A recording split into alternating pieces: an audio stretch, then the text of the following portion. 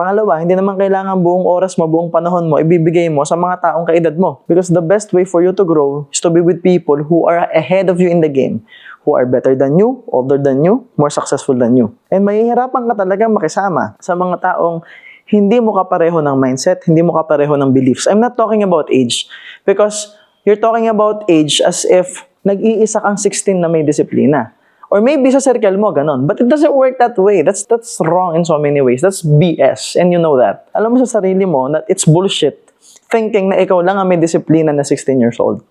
Meaning, you don't talk about age as if yung mga kasama mo, walang disiplina lahat. And another thing is you have a choice. Pwedeng ikaw yung mamili ng sasamahan mo. Kung wala pala silang disiplina, nahihirapan ka pala sa kanila. Bakit mo pinipili na doon sumama? Bakit mo pinipilit yung sarili mo dun? Hindi ka pala masaya. Nahihirapan ka pala.